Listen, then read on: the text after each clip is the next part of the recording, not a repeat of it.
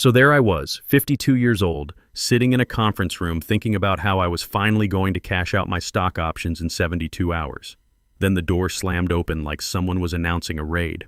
Preston Hudson walked in wearing that smirk you see on kids who've never been told no in their lives. Designer suit, expensive watch, and the kind of confidence that comes from having Daddy's name on the building. He threw a manila envelope across the table and said, "Effective immediately. HR will handle your transition. I'm Nathan Cross, by the way." And this punk had just handed me my walking papers exactly 72 hours before my 400K stock options were supposed to vest. Look, Preston thought he was being clever. Cut the old engineer loose before the big payout, save the company some cash.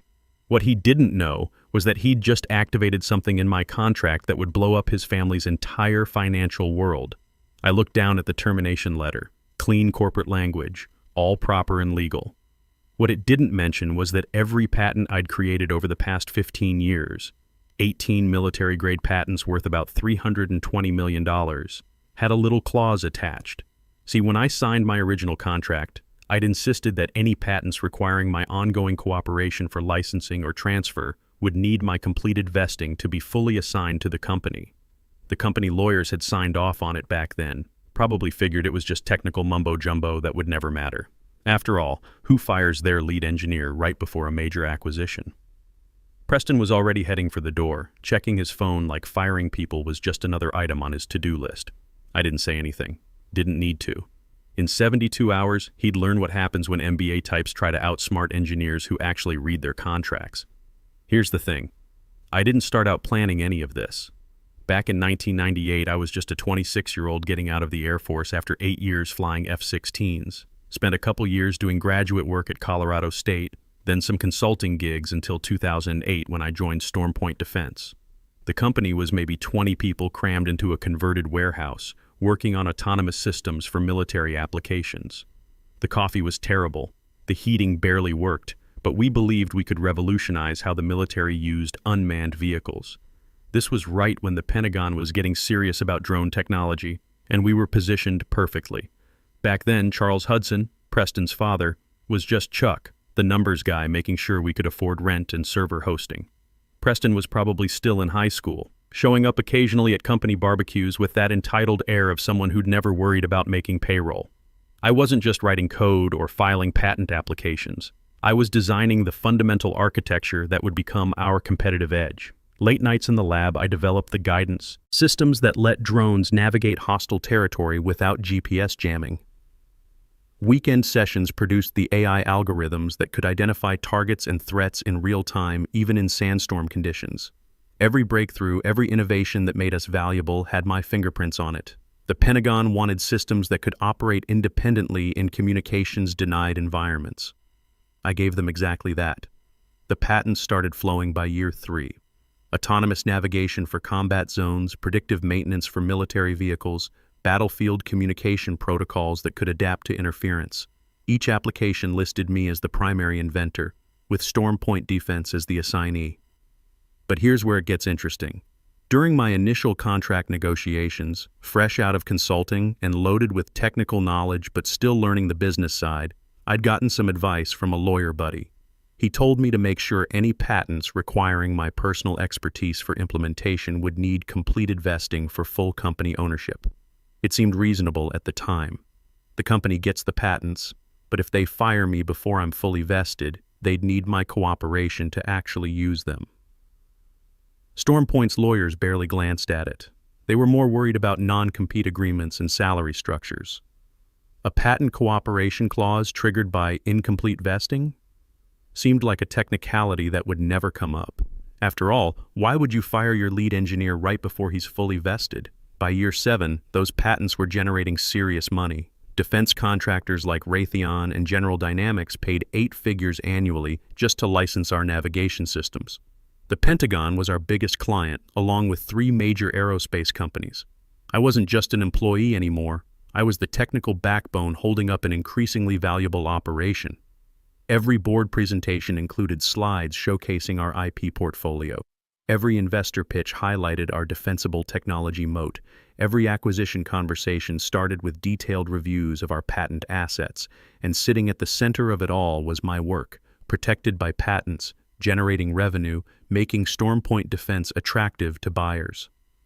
Charles Hudson's quarterly reports always had a section on intellectual property value. The numbers were solid: $25 million in annual licensing revenue, $320 million in estimated portfolio value, projections showing continued growth as military automation expanded into new theaters.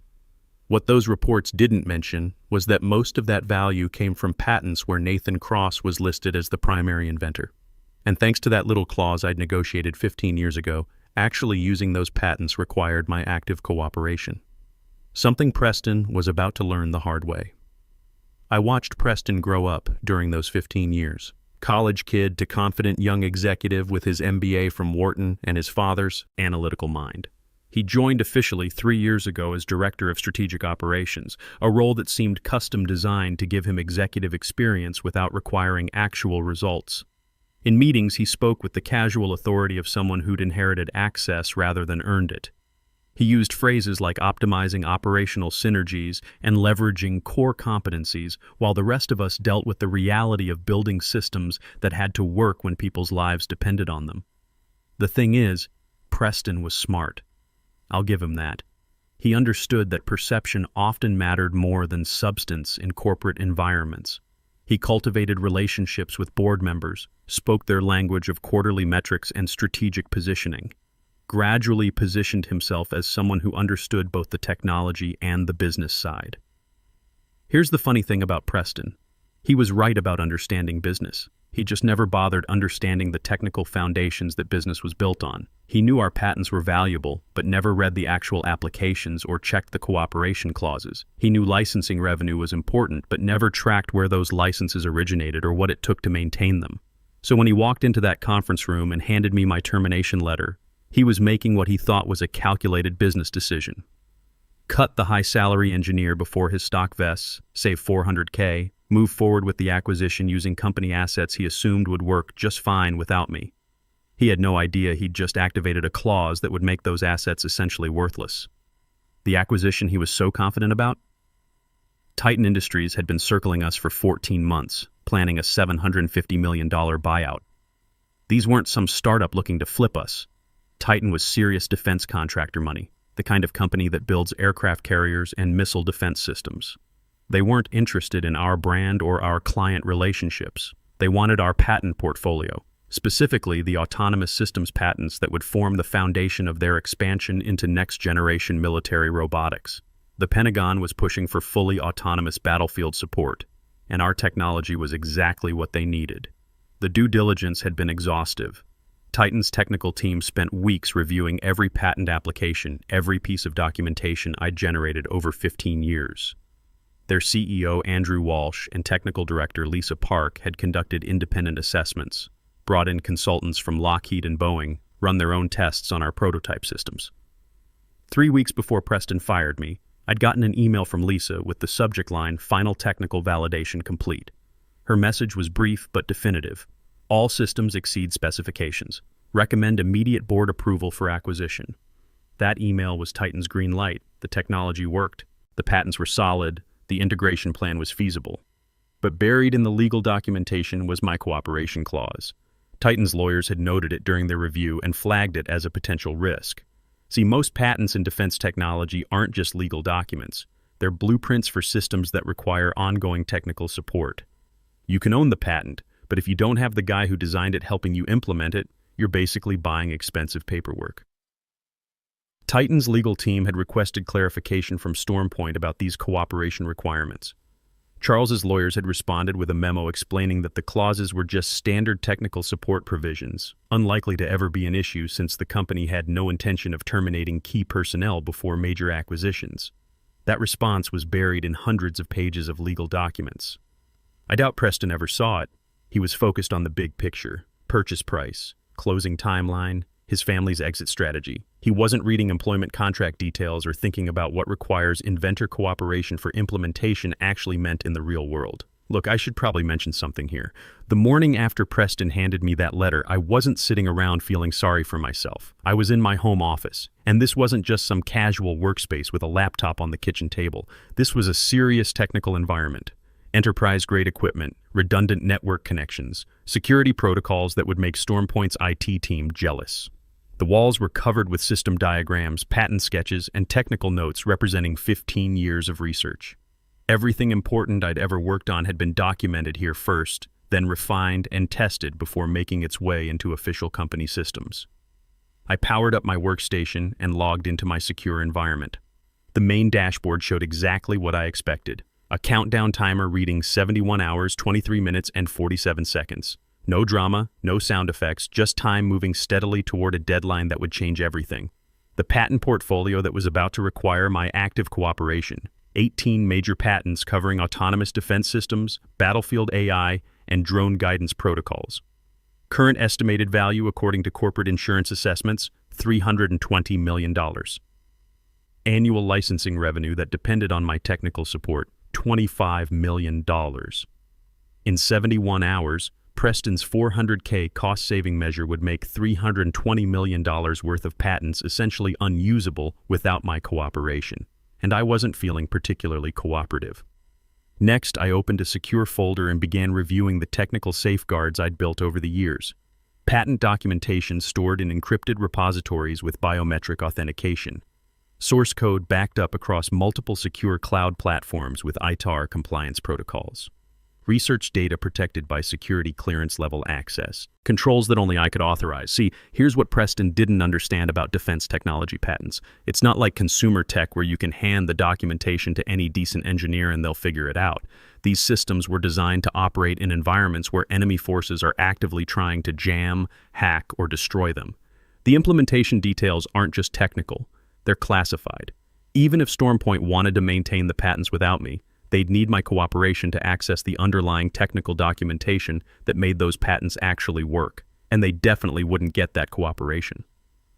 I opened my secure email and found the draft message I'd prepared months ago as contingency planning. Smart engineers always have backup plans. Subject line, technical cooperation notice regarding patent portfolio. The message was straightforward. Effective at countdown completion, ongoing technical cooperation for patents will require renegotiation per original employment contract provisions.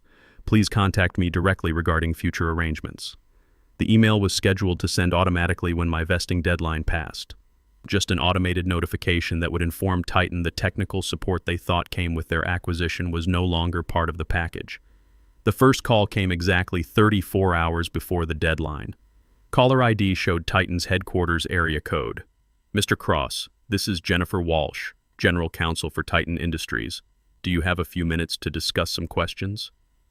I settled back in my chair, watching the countdown continue. Sure, what kind of questions? We've been conducting final due diligence, and some concerns have emerged regarding technical cooperation requirements for your patent portfolio. What kind of concerns? We're trying to understand the current status of ongoing technical support obligations. Our review shows cooperation clauses tied to your employment status. I let silence stretch. The cooperation requirements are standard for my employment agreement. Something specific you need clarified? Well, Jennifer continued carefully, our understanding was that technical support would transfer with the patents. However, we've discovered language suggesting cooperation could be interrupted under certain circumstances. That's correct. Technical cooperation requires my completed vesting with StormPoint. If employment gets terminated before options vest, we'd need to renegotiate support terms directly. The pause was long enough for me to imagine Jennifer scanning legal documents, making rapid calculations about what this meant for Titan's $750 million deal. Could you confirm your current employment status? I was terminated yesterday morning. My vesting was scheduled to complete in approximately 33 hours.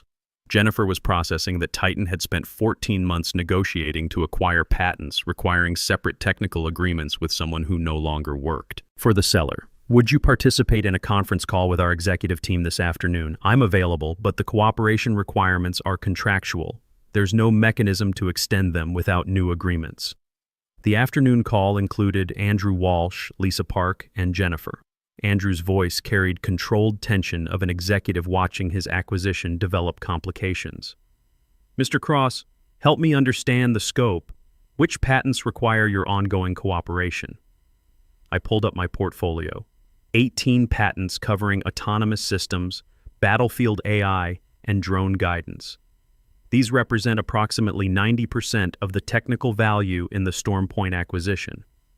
Silence. Someone exhaled slowly.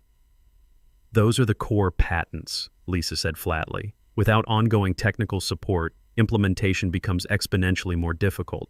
That's correct. The remaining patents don't require specialized implementation support. Andrew's voice took on the careful tone of crisis management. Is there any way to extend these cooperation requirements? Any transition periods? The cooperation terms are tied to my vesting schedule. Once that deadline passes tomorrow, we'd need entirely new agreements. What about direct technical consulting arrangements with you personally? This was the opening I'd been expecting. I'd be open to consulting discussions, but my priorities would be different from StormPoint's. I'm interested in working with organizations that understand the technology and respect the engineering expertise behind it. The subtext was clear. Titan's team had always treated me as a valued partner, while StormPoint's leadership had just demonstrated their disregard by terminating me before a major acquisition. We absolutely respect the engineering, Lisa said quickly. We've always seen you as essential to making this technology work at our scale. I appreciate that.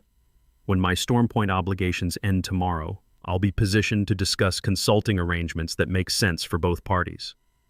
Andrew's relief was audible. That's very encouraging. The call continued, covering technical details, but the essential points were established. Titan couldn't acquire functional patents from StormPoint because StormPoint would lose access to required technical cooperation, but they could potentially contract directly with me under terms giving me significantly more control and compensation than I'd ever received as an employee. When we ended the call, I sat back and allowed myself a moment of quiet satisfaction. The next morning brought a call from Charles Hudson at 8:23 a.m., less than 9 hours before my vesting deadline. His voice was tight with stress and completely lacking the polished confidence I'd heard in 15 years of board meetings. Nathan, we need to talk. Titan called me at home last night. They're threatening to restructure the entire acquisition. Good morning, Charles. Good morning, nothing, he snapped. Do you have any idea what you've done? This cooperation clause situation. When were you planning to tell us about the implications? The question revealed everything I needed to know about the panic consuming StormPoint's leadership. Charles Hudson, the CFO who'd overseen every major financial decision for the past decade, was just learning about contract provisions that had been in my employment agreement for 15 years. The cooperation requirements have been in my contract since I was hired. They were negotiated during my initial employment discussions. Your legal team reviewed and approved them. Nobody remembers contract details from 15 years ago. I do, and I assumed your legal team maintained proper documentation of employment agreements, especially for key personnel involved in major acquisitions. The silence stretched long enough for me to imagine Charles pulling up contract files, scanning legal documents, realizing this catastrophic oversight was entirely self-inflicted. Nathan, let's be practical about this, he said finally, his voice shifting to the negotiating tone I'd heard him use with difficult clients. Preston made a mistake. I'm willing to acknowledge that. What do you need to make this right? Reinstatement, accelerated vesting, a promotion? Charles, the cooperation requirements are contractual. They execute automatically when my vesting deadline passes. There's no mechanism to stop or reverse them. There has to be something. This deal is worth $750 million. My family's entire financial future depends on StormPoint's exit strategy. If the Titan acquisition failed, StormPoint would lose its primary exit opportunity.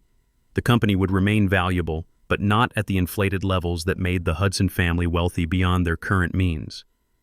Preston's mistake wouldn't just cost them acquisition proceeds, it would trap them in a company they'd been planning to cash out of. I understand what this means for your family, but the legal framework is clear. In 8 hours, Titan will need separate agreements with me for any technical cooperation on those patents. What about consulting arrangements? If you work directly with them, you could still support the acquisition. I could provide consulting services. But that would require new negotiations, New terms, probably a very different financial structure. Titan wanted integrated technical support as part of their acquisition, not separate consulting contracts with former StormPoint employees. Charles exhaled sharply. What are your terms? I haven't finalized terms yet. When my StormPoint obligations end this afternoon, I'll be able to consider various arrangements. But Titan has already indicated they want to discuss direct consulting agreements. The implications hit him immediately. If Titan could get the technical support they needed through consulting contracts with me, they didn't need to pay $750 million to acquire StormPoint at all. At exactly 5:00 p.m., my countdown timer reached 0. Vesting deadline passed. Cooperation obligations terminated. No drama, just the quiet execution of contractual provisions that had been set in motion 15 years ago and triggered by Preston Hudson's decision 72 hours earlier. My phone started buzzing immediately. Charles's number, then Preston's, then several other StormPoint executives. I let them all go to voicemail. Instead, I answered when Titan called. Mr. Cross, this is Andrew. First, let me say we're impressed by your professionalism throughout this situation. Second, we'd like to schedule a meeting tomorrow morning to discuss consulting terms. When were you thinking? How about 9 a.m.?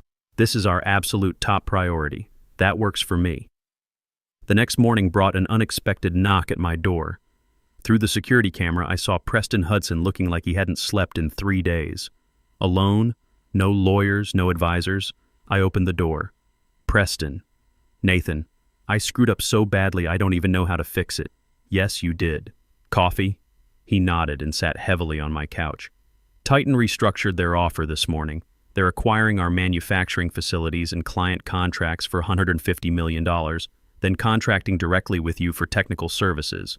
My father's retirement plan just lost $600 million. That makes sense from their perspective. They get the technology support they need without paying for assets they can't actually use. My father's entire financial future was based on that $750 million acquisition. I destroyed it because I wanted to save $400K on your vesting. You destroyed it because you made a personnel decision without understanding the technical dependencies. Preston put his head in his hands. Is there any way to fix this? There might be. But it would require acknowledging some realities your family has avoided for 15 years. What do you mean? I built the technology that made StormPoint valuable. My patents generate $25 million annually. My expertise is why Titan wanted to acquire your company.